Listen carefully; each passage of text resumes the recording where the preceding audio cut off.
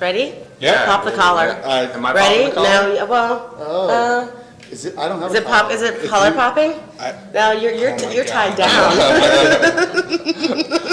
It's my preppy background. Yeah. You ready? Let's pop these collars. I can't believe this is documented. This is one of the. Yeah. I'll hear about this. I'll hear about this. Go for it. I don't. You never have a You're lucky. It's all good. You're welcome. All right. Hey, Internet, I'm Chaz. And I'm Dan. Welcome to Wine is Serious Business, episode 152, 252. 252. We're back. We're back with another awesome interview. Some great guests. This has been in the works probably for over a year. Really happy we finally made this happen. Thanks to Tom and Kate for having us down. Why don't you tell us a little bit about yourselves and what drew you to having an urban winery as opposed to something out in wine country somewhere? Ladies first. Okay. Tom and I are Division Winemaking Company. We started making wine in France in 2009 and moved specifically to Oregon to start our wine brand. We made wine in the valley for a full vintage before deciding, or two vintages actually, before deciding to start an urban winery. And that's because we love it in the city. We love the city of Portland. It's where we live. Me too. It's a great town. It's awesome. That's why we all moved here, right? Yeah. And unless anyone an original Portlander Nope. here? No, exactly. We all moved here. Yeah. And decided that this was the spot for us. We live 6 blocks from here. Our winery is right on Division and 35th Place. Division. Yeah. And named our winery after what we do and where we live. The Southeast Wine Collective is also our winery here too. So, yeah.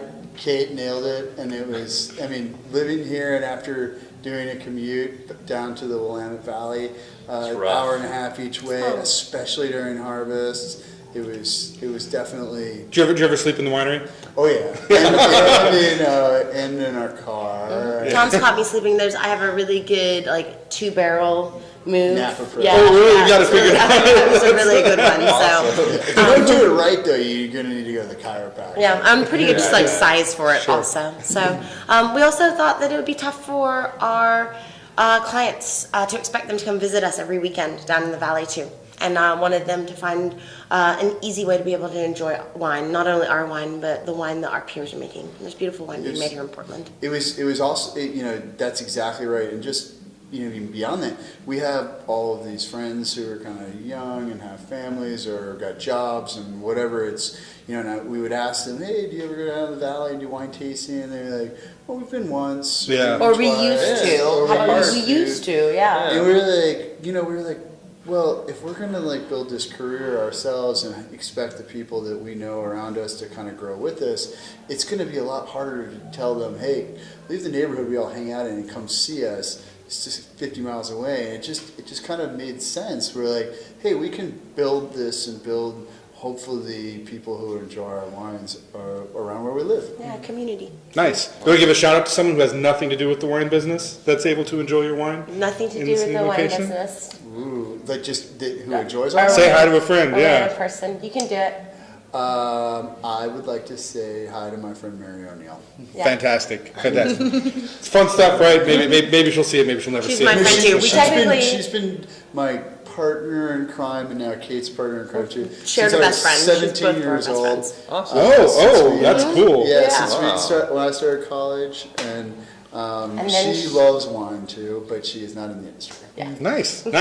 All right, well, let's start out with wine number one.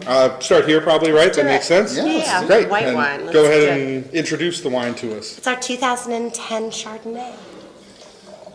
Which is pretty great. Thank you. Yeah. We're really excited about it. So I thought it'd be kind of fun to check in on our first white wine that we made for Division Winemaking Company. And, the first year we didn't make a lot of wine, we made a total of 325 cases. And I think Chardonnay-wise, we had 2 barrels, so it was 55 cases, plus, 2 barrels plus a keg or something like that. Chardonnay was the only white wine we made when we were working in France. And it is, I remember specifically, it was actually the first fruit we ever brought in when we were staging, when we were interning in France. And the winemaker I worked for, what Tom and I worked for, we brought the fruit in, and right as we were loading into the press, he's like, never forget the smell of Chardonnay when it's perfectly ripe and when it's right in Cool. balance. And he's like, you should never forget this moment. So it's something we always strive for. It's very true. Do you remember though that 50 pounds of Vignes we made for his dad? Oh, that's right, in the tiny little basket press. Yes, that's. But yes, No, I don't remember that. No, not one bit. So do you have to do a lot of work when you get Chardonnay now? You're like out in the vineyard smelling it, or like when fruit's coming in? So you're like, oh. Chardonnay is really, I think, and I know Kate, and I spend an exorbitant amount of time Thinking about it, almost more that you have, in my opinion, less room for error No for when leeway. you pick it or how you handle it than you do with Pinot Noir or red varietals that are just typically a little bit more forgiving each vintage. And so this was this vineyard that we got the Chardonnay from is it's in the Willamette Hills, and it's called the Eola Springs Vineyard, and it's planted on this marine sedimentary spot. And this Chardonnay was planted in Early 70s. 1974, 1975. Okay. And at that time, when the vineyard was first planted, they had no idea what would work there. They planted Chard, they planted Zinfandel, they planted Cab, and they planted Pinot Noir. Well, the only two things left from back then are the Pinot Noir and the Chardonnay. These vines beat to their own drum. They were the last thing to ripen of every single vintage. But they also, of the vines that we worked with in our first couple of vintages, I think show the most unique terroir of Oregon. They've been there the longest, and they really have tapped into that marine layer. There's like a salinity to it, which is really cool, and almost like bordering on chalkiness, which is unheard of, I think, in Oregon, but also sort of comes from fossils and the things that you find down there, which is really cool. Maybe some of the vine age bring that out that other vineyards really don't have the opportunity to do. Chardonnay grape in general is such a leech to everything it does. The reason people kind of sometimes don't like it because it easily absorbs a lot of oak. It easily and it amplifies it. And it just kind of throws it back out at you. But the one thing that is amazing for Chardonnay is that it's a perfect terroir grape because it does suck up all the different mineral contents. So you really do get different expressions that are clearly delineated from site to site. So this is a 1T108 clone, and so late ripening, originally a California clone, and due to the age of the vines and sort of the slow ripening, you're able to maintain that acidity in the wine too, which I think still got a lot left. A lot left, yeah. It's and very, very good. Thank you. It's and that's I think is one of the most important things about Chardonnay is you can hit it with oak as much as you want, but as long as you're keeping acid with it, it's always going to be okay. So. Yeah, you guys did a really good job of not over oaking this one. The oak is really nicely balanced, the fruit. Well, and then surprisingly, one of the barrels in this is a new barrel. So it's 50% new oak. It's crazy. Yeah. Isn't that nuts? Yeah, It doesn't smell or taste like it. No, really not at all. You should tell them about the kind of barrel we use Yeah, there, it's because why this works so well. So when we were working in France, we got to spend some time at some cooperages, which I recommend to anybody. I mean, anyone that's interested in wine, go to visit a cooperage. It's freaking incredible. It's intense. It's really interesting. It'll allow you to understand a lot about how it is that your wines become the wines that they are. And so there's a couple of different cooperages that use this method, but we purchase this barrel specifically for our Chardonnay from Moreau, and so in their Burgundy production plant, and it's called in Meursault, that's right, and it's called a water bend barrel or an aquaflex. So it's the staves are aged and then cut, and then before they are toasted, they're actually dipped in hot boiling water. And soaked for a while, so that when the toast is applied, it doesn't burn or blister. It just sears, and it's a deep sear. So it's not an overly sort of caramelized burnt wood flavor that you get from Yeah, it. smoky, oaky. More just sort of structural, and it also allows that oak to integrate a little bit faster with the Chardonnay, which for a New World Chardonnay is a little bit more important. I mean, we tend to drink our Chardonnays younger here. Sure, especially your first couple vintages, right? Exactly, right away. I think in France they have the luxury of just laying them away and seeing them later. We don't have that luxury here. And But it's still fun to go back to 2010 and see that. it's only 4. Yeah, this is drinking just killer. It really is. I think the nose is pretty subtle. You get like some nice earthy notes, a little bit of apple there. But when you taste it, the flavors really come forward. And I think really nice tart green apple, that oak that you were talking about is really well integrated at this point. Just a really nice touch of richness.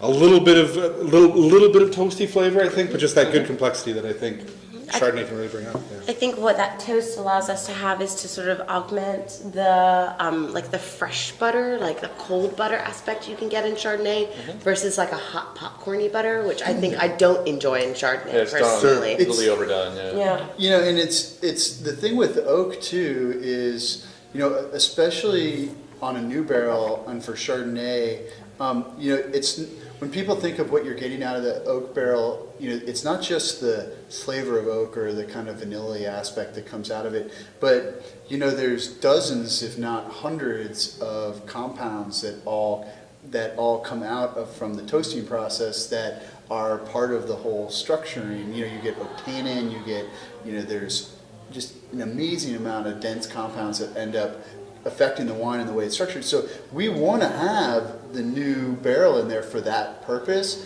but kind of moderate or not let the dominant trait of that be, you know, just oak flavor. Right. Yeah. Yeah, which I think is something. You're right. Something you do if you've got Bingo! Is it baked? There we go. First bleep of the show. Yeah, I feel like that heavy oak is something that's like used to cover up if you're not getting good fruit, right? Or if like stuff goes wrong. And a or different whatever, style. so. And I think, you know, Yeah. Chardonnay You gotta is the put it, most planted, most consumed white grape on the face of the planet. And people love it. I mean, there's plenty of people that love that huge, rich style of Chardonnay. Absolutely. But at the My same mom's time, one of them, if Tom's stepmom, I mean, she loves Give her she a romper, loves that. romper time. You know what? I won't not drink it. But as long as people are drinking Chardonnay, I think it's fun. It sort of it can be the gateway into this style also. You know, Absolutely. so I think that's important. It's doesn't matter if as long as they're drinking wine, it's totally fine. Sure. True. That's good. Well, thanks for sharing this. This is really nice. Yeah, really, really nice. You were done with yours. We've got to I'm hurry sorry. I up. know we do your wins. I know we're talking too much. I guess. Drink away. I love that this is on a reducer. Yeah, it was really smart. Tom had a good job. Yeah. We were like trying to Sorry. prop it up on a pocket knife, trying to do some different things with it. But I think that's He said tripod, and I was like, just a little rinse. I was like, I know what looks like a tripod in here. yeah, perfectly sized. It smells delicious. All right. So what are we drinking now? So we have here our 2013 Méthode Carbonique Pinot Noir, Poor new pants. and this is part of our Division Village wines. And Let's be talking about Village for a second. you should explain Yeah. the Village, and I'll talk about the wine. Also, I mean, not to keep going back to France. I mean, this sounds No, repetitive. go back to France. That's cool. Yeah, tell us about it. Cool My story. my family's from there, and it's an important part of our story. You know, that's where we learned how to make wine. Tom and I were really She's now a Loiregan. She's from the Loire and now resides in Oregon. The wire oh, again. that's Works, sweet. yeah. That's sweet. That's really good. Yeah. The Loiregonian. I don't know what you're talking about. I don't know what you're talking about. When we were living there, there was this whole level of village wines. Wines that are profitable, wines that were well priced, wines that were interesting but not too complicated. And wines that what people drink most days of the week. Yeah. Right. And we came back to the States and we're thinking about those wines and thinking about the fact that nobody was making those wines with intention.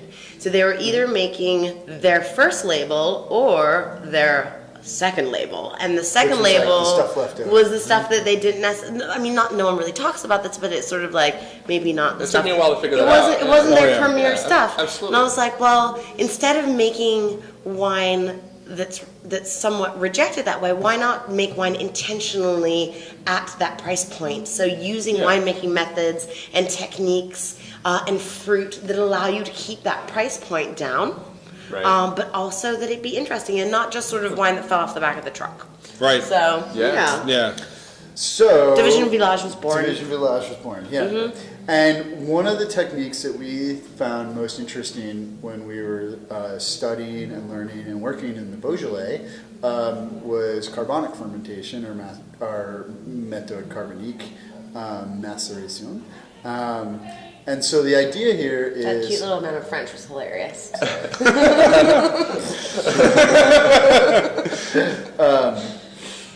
But the concept here is that you're taking the grapes whole cluster, and instead of extracting the tannin and the flavor and the color of the skins via pulverization of like a punch down tool or constant pump over technique, Right. Or even just destemming. yeah, You know? So or even breaking the juice open. You're letting carbonic or carbon dioxide essentially enzymatically breaking down the skin. each berry becomes its own mini fermenter. It's pretty cool. It's a really Heard fun about that. process. And so it's what was, it really kind of came out of the post World War II world, where they had in France, especially in the Beaujolais, they had no oak, no stainless steel, none of these things, and they were just kind of dumping these big bins of grapes into these kind of homemade cement open top things, and the juice would break open the bottom and it would start fermenting and it would create this carbon dioxide above, and so then they would have these really fresh zesty wines that they would start passing around to everybody, and this became Nouveau. And so flash forward. I didn't know, really, that's like a World War II era? Like after World War II. Wow. You got all these guys I didn't know it was a recent thing. States, And they want to drink. and they're kicking Sure. the Germans out, and they're ready to get after Sure. it. And they want to drink the wine right now. Yeah. Okay. They're So thirsty.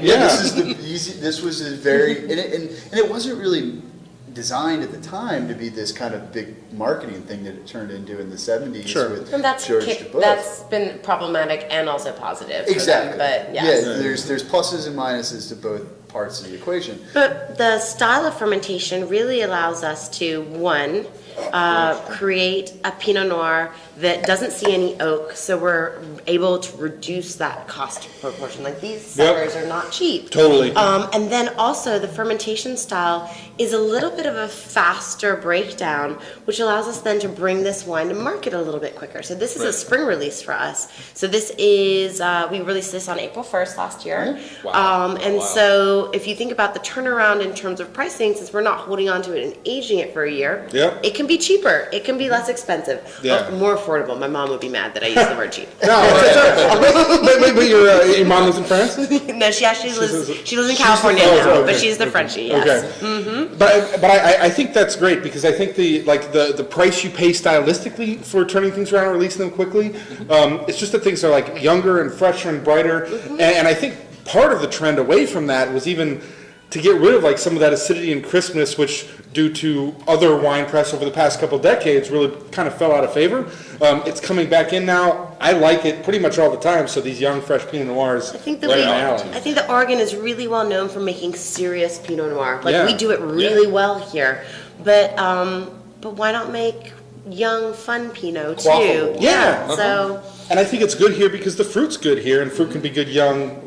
And that's the thing, though. You can't sacrifice the grapes. You can't say, "Oh, we're going to go, just cheap it out." I mean, literally, what Kate was saying is we've just reduced the time horizon, and we also aged this wine for the short period in a cement tank. We also picked awesome. specific vines for it too, that were perhaps not as old and as mature in terms of their time on earth. And they yielded a little bit. Naturally, the site right there had a They little bit more higher vigor yield, and yeah. Yeah. So it was like, hey, we can lease this spot and we can get a little bit higher yield. And these are vines that have not proven themselves over 30 years. They don't have like price cachet on them. Yeah. But we know the site's right, and we know people farm it right, and they know they're doing the right things. And it's also supporting younger vineyards in a sort of substantial way, with intention. Like we want to be able to support not only the older vineyards that we work with, but the younger ones that are coming on board too. Yeah, well, if you want to buy fruit in 10 years, you got to get on it now, right? Exactly. Like, It's true. that's It's going to be very hard to true. find. So yeah. So essentially this wine is then carbonic fermentation. It's pressed off, and then we put it back into the same cement tank we fermented it in, and we age it there. And it's really, really kind of fruity at that point in time. Yeah. And the kind of cool thing about this cement is it's got this it's made of lime, and so it's got this kind of mineral component which interfaces with the acidity of the wine, and so that helps soften and bring just enough complexity into the wine so that it's not just a simple only fruit kind of wine. Right. And then it being light and somewhat acid driven, and it comes out in the spring. For us, it's a perfect summertime Pinot Noir. It's not like a big oaky rich wine. It's something we can say to our customers, hey, this is the kind of red wines that are best in the warmer months. And it's also something that I want to grab and take it over to a friend's house on Wednesday. Sometimes I want to take something over on a Wednesday, and it doesn't need to be the most expensive bottle or the fanciest bottle, and just something that's enjoyable. So retail price on this? So depending on the retailer, Of course, yeah. Here we sell it for $19. There you go. And Nice. when we did have it, we don't have it. Right. Yeah. And we talk about this all the time, right? If you can get enjoyable Oregon Pinot Noir for sub 20, that's a a big score. deal. Yeah. It's a big deal. Yeah. And sometimes I want to play sub 20. That's what most days of the week. Sub 20. Yeah, exactly. True. But sometimes you don't want Touche. wine to say too much. You just want You want it to be drinkably, and you want it to be drinkable, delicious. Well, wine's always drinkable, so I shouldn't say that. But absolutely. But sometimes it just needs to be approachable, and I didn't say good. Reasonable moments where I should read. Well, it's good. No, that's quotable. I mean, that's documented now. We can play that back. I didn't say good. I said drinkable. But the fruit here is really nice and bright. I mean, cherries are sort of like a raspberry thing going on there too. And there's like a 100%. little bit of like the red tea going on in the finish. Rooibos. Yeah, it's really good. Thank you. Yeah, Zest, solid, zesty, just solid, just straightforward. Yeah, really nice. pure Pinot. It just tastes like pure Pinot Noir. That's it. Yeah. Like, whoosh, that's it. I think carbonic fermentation sometimes gives this. I mean, it tends to create a red fruit driven wine if you do it the way we do it, where we kind of a lower temperature fermentation. Okay. But it always kind of reminds me a little bit of like frozen cherries, raspberries, strawberries. cool. Almost like the characteristic if you buy those and then turn them into a smoothie or something like that. Yeah, absolutely. But that's been one of the things I've noticed. No, I love it, and I use like the ice descriptor with other wines pretty regularly, but I can totally see where you're coming from with this. That's Cold cool. boiling. And I get like a dark.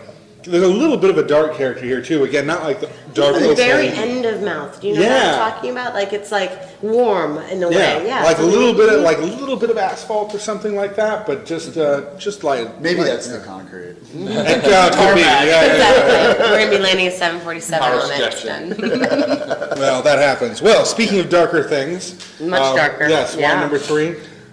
Cool story. Tom said this was one of his favorite wines, right? I know. From He's 2013. From 2013. I would catch Tom like siphoning out of these couple of barrels actually. Just to drink? Yeah, just like. Oh, that's And they awesome. were pretty high up, so it wasn't just to drink. It was like he actively like climbed 3 racks and was hanging out with the top barrel to hang out with this wine. So That's true love, right? it is. That's awesome. Well, there's always every vintage. It's funny, people ask you what your favorite wines are, and every vintage there's a wine that you're like, I've made something different and interesting that speaks to you, like us individually. Yeah. And so Yeah. for this vintage, I mean, we were lucky. We had 2 wines that really spoke to our hearts, but for me, it was the Chenin Blanc, which is sort of part of this same Loire thing that we've been sort of doing too.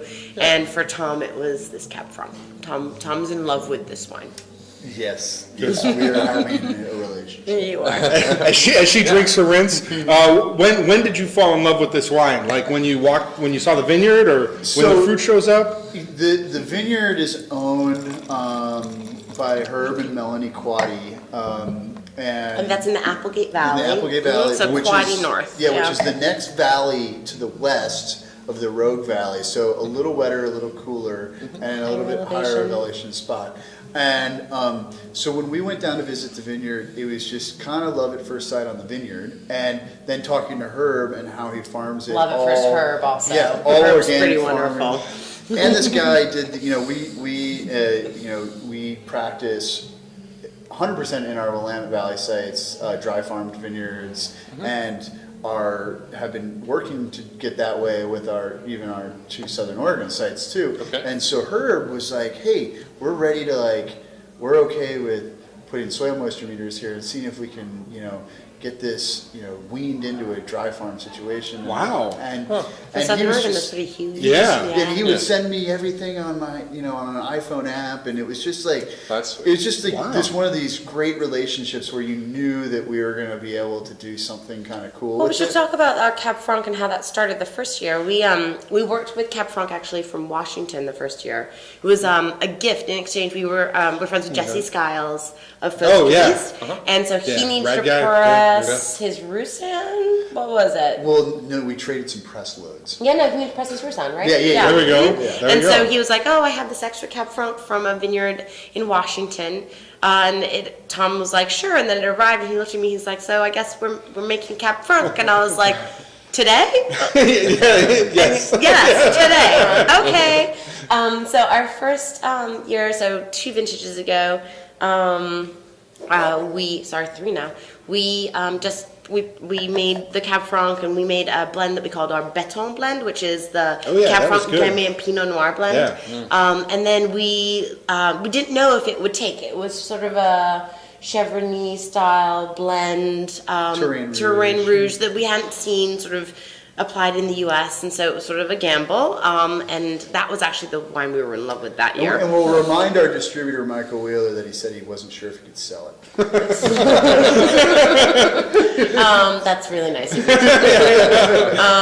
So we made that the first year, and then we loved making it, and we loved what had happened. So we actively wanted to make that an Oregon wine for the next vintage. Cool. So we started working with Herb and sourced the Cab Franc for the Cab Franc portion of that, but also decided that we just make some straight Cab Franc. And we weren't really 100% sure how this would go, but Herb was obviously speaking all the right things to us, and the site looked great. But until you worked with the fruit, you don't. I mean, that's the missing kind of component to it. And I don't think there's anything to worry about. yes, in hindsight, there was nothing to worry about. But no, but it was. He had planted these Loire clones of Cabernet Franc and things that we were just kind of really interested in. And so it just made all this sense. And so the wine, the fermentation turned out just amazing. And we were like, we're not just going to put this all into the Béton again. We should really see how some of this goes on its own. So you saved, 2 barrels? 2 barrels, yeah. So we saved 2 barrels of it. And by about midwinter, like January, February, I could kind of already tell that they were going to be my favorite barrels. And I love this. Like you're in Oregon or in a growing region. When you talk about this, you say 2 barrels. I'm like, oh, that's a pretty good amount. Yeah, that's right. 2 whole barrels. 2 whole barrels, exactly. So it's a traditional ferment, and then it's aged in just neutral oak. Just beautiful bright acidity, and then what I love, it has so much black smoky tea, So much. so much Lapsang. No, it's Lapsang Souchong on this one, not bergamot at all. Sorry. You're wrong. Those are tea. Yes, I do. It's I all love like that drink. stuff. I love that smoked tea. I love that smoked smoked tea. So it's got that Awesome. peaty quality, and I think it's actually because the Applegate is constantly on fire. Like that Sure, region is that's just probably right. constantly It on is. fire. So. Yeah, and I get some really gamey like venison or something like that going on here. Like maybe even It's got dried some out a little bit. Dry blood. It's Yeah, kind of yeah. incredible. Pepper Yeah, because that steak. sounds disgusting, but it's delicious. Well, I mean, but that's what I loved about wines. Some of the wines we've had from Chinon or Saumur, and in parts of the Loire Valley, and they just had these kind of gamey, kind of tea-like. And there's always a minerality to them, but it's like Yeah. a high iron sort of content to it that's fun. And so it was just not something typical that we would see of wines. We tried some Cabernet Francs from Washington and from California. They were fairly rich and opulent wines, and many of them were great, but just not what I was thinking of in Still my tastes like mind. California. Well, but there was also this green pepper element, which is not which I think is always a part of Yeah, Cab well, Franc, absolutely. but can Right. get There's a so little in here. but can get so dominant sometimes, you know. Absolutely. And I feel that once that it dominates, then you sort of lose the other nuance. And this is a powerful wine in terms of flavor. You know, Big it's got, variant. but at the same time, what I love about it is its weight in mouth is still super elegant. Like it's not like it's There's good acid, yeah, and yeah. it doesn't end heavy in any way, which makes which makes it in line with the wines that we make. You know, like nothing ends heavy. So. And it's easy to, it's kind of easy to keep drinking it. Like, I'll admit, I've loved a couple of those, like, heavy purple Cab Francs in the past. And then some of them are definitely they've all too got their much, place. Yeah, but yeah, like, this still has a really good depth of flavor, but the acidity is still really enjoyable. I like those wines too, and I guess that, you know, every wine has its moment, and I definitely appreciate those wines, but I was just, you know, and I know Kate and I we were like, hey, why are none of the Cab Francs that we were drinking when we were living there, that we buy from these places, why do none of them taste anything remotely of this character? Not that they should taste mimicked or the same, because, Right. you know, that's, you know, But then the nuance, I think Yeah, that we were it's exactly- searching for nuance. yeah, In that it's style. a style. In Yeah, the style. absolutely. Yeah, I was And- searching for just a little bit, something ephemeral, something that was like a little bit, like, I don't know, out there somewhere, not just so in your face. So. And it's fun that you've got so much experience with the French side of this. We have very little. Like we've had some, Totally. but a question I'd like to put to both of you: like this is blind in a lineup of 20 wines. Like, why is this not from the Loire? When you taste it, what jumps out at you? It's like, oh, this is Oregon, or this is the Northwest, or Oh, that's a really interesting question. I think that all of our wines are really rooted in our style of old winemaking, but they have this unique Merkin bent. There is. Of the They wines do, that they we just do. have, though, this would be probably the hardest one for me to call out. all right. I mean, I know the wine and I know it would be ours, Yeah. but if I didn't know the wine and I was just tasting a lineup of Cabernet Francs, because I'm drinking so many Cab Francs that are from the New World that just are not this style at all, Yeah. I would just assume because of the Oh, style interesting. that Sure. it was a Loire wine. I think I Not personally. enough examples. Sure. I personally feel Right, that the difference for me between the wines that we've made and drank in France and the wines we make here is there's an intensity of fruit in them, and it's not necessarily that they're fruit forward or that they're bombs in any way. There's something about American wines that have an intensity that's just very different from how European wines are balanced. It Very just cool. is. I agree So, with that. yeah. Yeah. It's just, yeah. And, Yeah. And I think it's beautiful. I think it's what we do. It's So. it's exactly. I agree 100%. And you know, the other thing is that as the wine world and the community of people in the industry has gotten kind of smaller in a sense, so we've all seen each other more, we've all talked to each other more, we've all done some of the same things together. There are, I would say, less just like blaring differences amongst certain people than there maybe once was. Like, yes, you can pretty much always call out the difference between a Bordeaux and a Napa Cabernet. It's you know, but there are times when I drink, you know, Oregon Pinot Noir, I'm not 100% sure it's from Oregon. And there are Totally. times that I drink red Burgundy Pinot Noir, I'm and like, I'm not what is 100% this? sure it's from Burgundy. Yeah. Because there's manipulative ways you can deal with wine, and there's Sure. ripening techniques that start to negate some of the terroir specific parts of it. And once you kind of get into those realms, it's sometimes a little bit more fuzzy about where the wine is coming It's from. really interesting to watch our worlds get smaller. Actually, you know, it's like we Thanks, talk about. Internet. We exactly. We talk about it in terms of internet. It's We all talk your about guys' fault. we talk about it in terms of everything we do in this world, but our wine worlds are getting smaller. It is. We have access to each other, and it's really cool. And, So- and we don't have enough time to talk about this too much. We've been talking a lot No about more wine. wine. But I really do want to say you guys have done a lot of great work to make the Oregon wine community smaller too.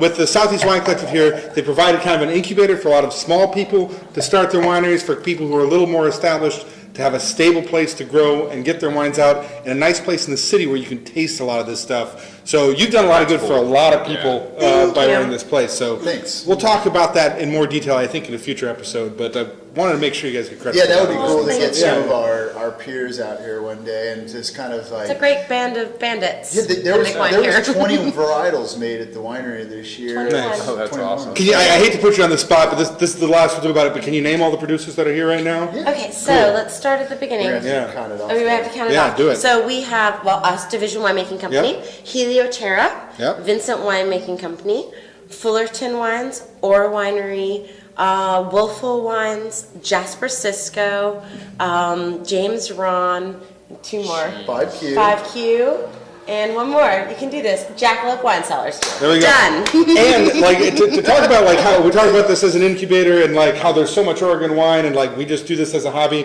There were like 2 or 3 of those that I hadn't heard of before tonight. I mean, there's so much going on. Keeps this hobby fun. Yeah, There's it really so many does. new wines out Well, there. the whole idea of this spot, it was to find a place for people who really were committed to their craft to try to take a stab and really get Everyone a deserves. launching pad. Yeah, everyone That's deserves. awesome. People that are interested and are talented really deserve a place to be able to make their wines. Awesome. So yeah, so let's drink some Pinot. Awesome. More Pinot. More Pinot. Yeah, rinses. And we'll step back in time a little bit again too. A little bit in time. So, but this is always a vintage release behind. So this one is always held. Did you have some? Yeah, or no, I Did you haven't. watch I me haven't. chug my Cab Franc earlier? That was. That Cab Franc is wild, by the way.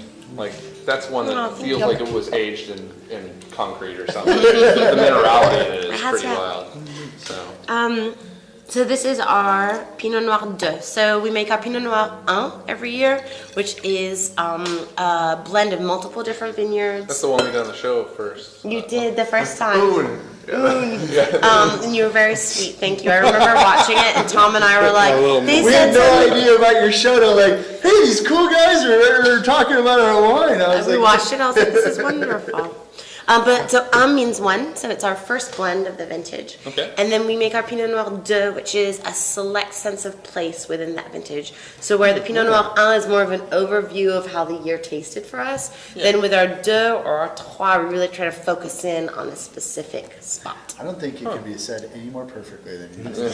Thank you. I've been doing I this will for a give couple you of years. So which spot did you focus on? So this is Yellow Springs again. Same Okay. vineyard that we Oh, have cool. the Chardonnay, and this is from the original block of Pinot Noir that was planted in 1973 Wow. in the vineyard.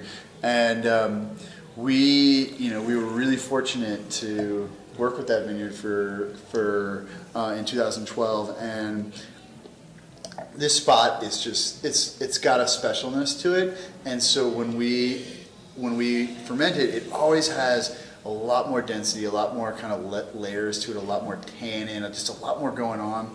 And so we always just kind of pull aside a few of the barrels, and by the time we start putting together the cuvee for the Pinot Noir, we're like, do we want to keep a couple of these? And every year we've kept a couple aside, and it's been the Which Pinot Noir. we rack out of barrels. There's a little bit of a higher quantity of new oak. It just works out with the structure Yeah. of these vines and what they produce, and so we pull those aside. We rack out of the oak, which is removing them from the newer barrels and then moving them back into older barrels, and then Okay. they get aged for about an extra 6 to 8 months. Yeah, between neutral barrel and then we put the barrels together in a small Stainless stainless. tank, Oh, wow. exactly. All right. And then we bottle, and then we sit on it for Almost a year. yeah, about a year afterwards. So we just released this. So this is our 2000. Oh, really? Oh, okay. All right. So We just released it with the 2013 Pinot Noir which was in September this year. Actually, October 1st was the official release date. Oops. Wow. Okay. Bottled it. But between two people, Sorry, all the facts come out. That's we yeah. bottled on September 11th. That's correct. All right. Done. Yeah, all right. Yes. So yeah, we decide to hold on to this for a little bit longer, and it has so much structure. It's still a Yes. baby. Yeah. Yeah. Darker character to the fruit too. Oh my stepping goodness. away from the I mean, thinking that darker, a little bigger shoulders. the difference Exactly. between the style of winemaking and the vintage and the Yeah. spot of this wine and this wine is just, I mean, it's night and day. Absolutely. It's kind of cool though. I mean, you're talking about the same region. The Yeah. French folks like to say there's vin de soif and vin de garde, and so wines to drink or wines of thirst, I guess, and then wines to keep. And the Carbonic Pinot Noir is definitely our drinking wine, and Yeah, this absolutely. is, we make tiny amounts of this. It was like 60 cases or so, right? Yeah. And this is, the smaller percentage overall of all the wine we make, but the ones that we want to really see what happens with the test of time. The ones we Okay. really think that we can see like evolution and that are going to really benefit by patients. This is the biggest wine Tom and I have ever made. And it smells like it. I haven't even tasted it yet, but as I'm describing it, I'm thinking like blackberries, and it really reminds me of like a lightly seasoned steak. Yeah. It's savory going Which on. is Savory. normally somebody would be like, "That's horrible to say that about a Pinot Noir, Dan." And I'm like, "No, it's not like But we heavy. also It's not like we yeah." try to respect the vintage. So 2012 was a warm year, Absolutely. with like a beautiful summer and no interruption in that weather. And so when Tom and I make wine, we really try to respect our sense of place. But also, we're not going to make wines that are out of balance with what the year gave us. And while this is the biggest wine you That's and I have awesome. ever made, I still think 13.3%. 13. Yeah, I mean, but huge for us. I remember looking at Tom, being like, "Oh my It's god!" really actually quite low for 12. I was like, "But it's above 13 for us. That's unheard of. Like, Yeah, help!" yeah. But I mean, we try not to pay much attention to actually the wines we end up making just tend to be lower alcohol just because of the way we pick and the way we think about it in the vines. But this is what the year gave us. But that's what the year gave us, and so that's Yeah. where it was at. But That's it's interesting that some places or some people, well, they'll just pick the wine early because they don't want the alcohol to be high. But then you're really missing out on the complexity of flavors that can develop. So it's really about picking your spots and matching them to the making the right decisions so much as it is And not being what the scared. alcohol is. And not being scared of the fact that it's a warmer year, monitoring your acidities, but also that's our job. Our job is to amplify the beauty of every vintage. It's not to create something different out of it or to create something consistent out of it. It's really Right. just to make it as beautiful as it can appear. And so with 2012, it was the ripest year we'd ever worked with. And I say for Tom and I that it was one of the hardest years for us to think about. That it was an easy year in terms of really? no rot issues and all those things. Yeah. It was for us the first time that we dealt with so much heat. And really a learning year for us. So Awesome. yeah. I mean, a lot of people said the fruit came in really clean. It was so the pretty. wines were very easy to make. They were easy. so- They were yeah. easy to make, but at the same time, how do you find balance within those? Right. And so try to maintain acidities. And, There's also something of the struggle of winemaking. You get something out of that. There is when the year is 2012. Yeah, this was our first year actually to sell this wine collective. It was an easy and year. It was perfect Oh my not God. to, on your first year of a new That's facility, not to have to get stressed with It's literally fruit just oh my God, rolled in. everything's going. Could you imagine if 13 had been your first Oh my year god! here? We Yeah, would've but been screwed. I think we would have quit. The Southeast Wine Collective might not be here, and neither would all. It's we would just man. be gone by then. I mean, it was hard, but hard for a different reason. But what we've also learned is that Oregon has its complexity, and that it has its cool years, and it has its warm years, and it has ways of throwing curveballs at you. Well, that's why we're here. But it makes it Yeah, interesting. yeah. So it takes interesting. a while to appreciate that. Yeah. I mean, I didn't appreciate that when I first started getting into wine. Where's my big fruit? 6, 8, 7. I really had a problem I with it. love 7. But as I've learned and experienced more and tasted all these wines, especially as they age, you fall in love with all these weird years, the stuff. I think people say something really interesting. I get this question oftentimes in the bar because we have the wine bar here. It's oh, I heard it was a bad year. Right. And I really caution people against the word bad. A difficult year. A difficult year, yeah. It's the word difficult. Right. That is something the but it's press called, easily throws But at it's called things, yeah. winemaking. It's not like it's supposed to be easy. It's Right. actually my job. It's your job. It's a job. Well, she's exactly. I mean, by New World standards, we're pretty much hands-off winemakers, but we still are making the wine. This isn't the grapes falling on the ground and creating themselves and finding their way to a bottle. And I mean, there's definitely an intervention that takes place amongst people to create a product that hopefully is enjoyable and drinkable. And years like 2012, while maybe you're not going to have as much complications with fermentation or just some of those parts of it. Sure. Those are the years where you're like, well, what am I going to do to really find make the sure nuance. the nuance and the character is really Yeah. pulled out this year? Well, that it not be one note, or that not be like a little bit too heavy, or just uneven. You need to Yeah, still find that balance. That's the beauty in it, I think. And I think that's beauty in life. It's just finding balance all the time. So, Right. there we go. My quote for the day. I think the blackberry fruit in here really is delicious on the palate too. Still plenty of acidity, a little bit of earthy character, a little bit of that steak comes through, I think, but good sense of complexity, and it lingers too. Kind of as it fades away, I get some nice dark fruit that sticks around. And it's only been open for 3.5 days. I just realized. That is shocking to me. Yeah, That's holding up really I saw well. 12.8 on this. But it's a big year, and I'd This is say the last bottle that we have here at the wine bar, and we wanted to show it. And Well, thank Tom you. was That's like, great. Yeah, Tom thank was you like, very we much should for do the sharing it. Deux, and then he was like, this is We all don't we have have anymore. left of the Deux here at the So wine it just at the bar. is sold out. Sold Really quick? out. This yeah. it was 2012 is a very popular vintage, and the wine has thankfully been well received, and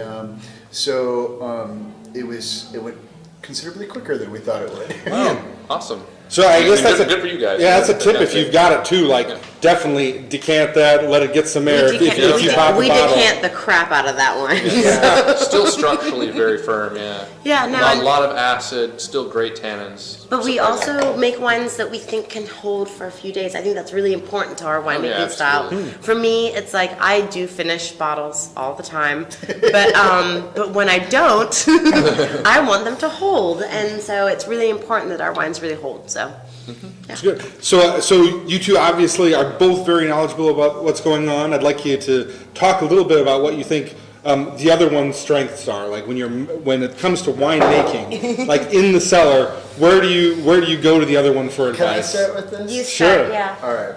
So Kate has a palate like nobody else I've ever been around, and it's a huge strength to our kind of combination here.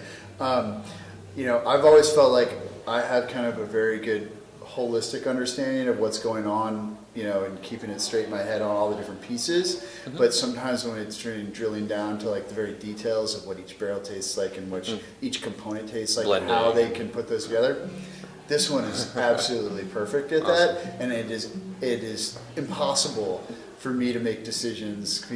I would never be able to do it by myself because I would just be like, well, I like that one and I like that one, but I don't know how they're going to go together. She knows how to do that in a way that is amazing.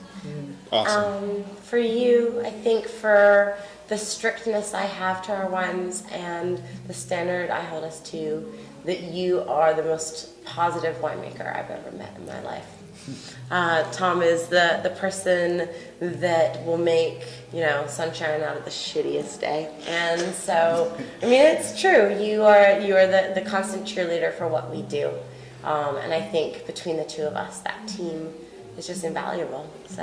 And I think to be in a positive state of mind when you haven't slept for 3 weeks and are filthy and exactly. yeah. You need that. You need Holy the Labrador breaks, that rolls in. Well, I mean, and I mean, as a guy that, and in Chaz too, like we do pretty intellectually intensive work pretty regularly, and when you're exhausted and if you're getting grumpy, you start doing dumb things. Like it really happens if you're overly critical. So.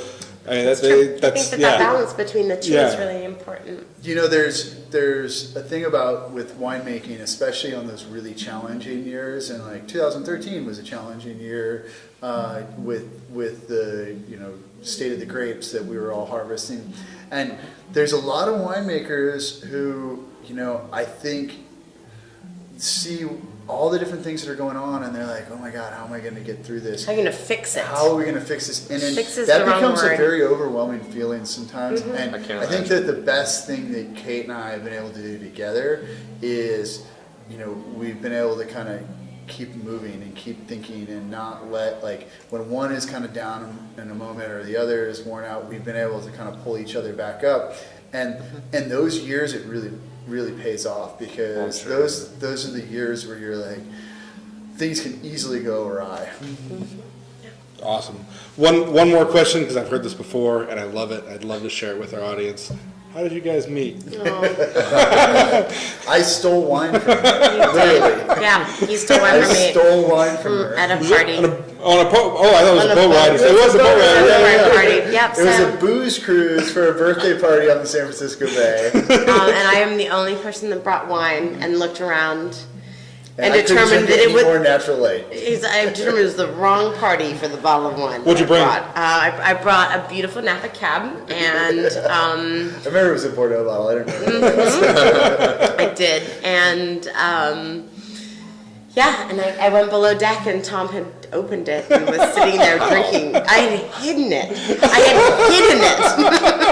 There's a debate about whether this bottle is open or not. I do know I drank it. I opened it, and then we got married. So literally, It was meant to be. It was. But we did fall in love with Oregon wine together, and when we got married in Sonoma County in Healdsburg, on a Sonoma vineyard, we had nothing but Oregon Oregon wine, Wow. Oregon Wow. Chardonnay and Oregon Pinot Noir. What'd you have? We had Domaine de Rouen, so Arthur. We had Lorraine, Yeah. and then we had standard Pinot Noir. Good. You So drinking awful good. Yeah, That's well, nice. That's nice. It was wonderful. I don't We know. were are wine club members, and we called them up, and they were like, "Yeah, we'll sell it to you. Basically, what would be like considered FO or like the lowest rate price in the Yeah, sure. I mean, Like, you're they buying sell to quantity the at that point anyway, distributors. right? Yeah, getting that And shipped we were like, to a Sonoma "Oh, vineyard well, was at pretty that friggin' price, hilarious. it's pretty I'm decent." sorry. Do you mind accepting these cases of wine? Oh my I goodness. really want this stuff. Yeah, yeah. Well, you made it happen. That's good that you do good stuff. I can't stop. What French word? What French word do Americans in the Willamette Valley mispronounce more than anything else? Like what really grinds your What gears? is it? What is it? Bourgogne. Bourgogne. Bourgogne. Bourgogne. There we go. It's Bourgogne, right? Bourgogne. Bourgogne. Yeah. And what do people say? Bourgogne. Wow, okay. I apparently haven't been listening. So, yeah. All right. Yeah. Well, that's going to be enough for now. I think a lot of chatter, but it's been a lot of fun. This Cheers, you turned guys. out Oh, no, your absolutely- glasses are Yeah, good. we'll Thank turn you out guys absolutely great. for Thank you coming so to do much. this with us. Thank This you was- so much. Dude, For the singing last- us Hey, solid. Hey, we all need a last splash here. So for yeah, sure. you gotta say. Everybody pick something. Yeah, everyone picks something. Oh, we see Yeah. what everybody wants. Me and Dan can go All on right. the same. The last question that you all get, of course, comes from them.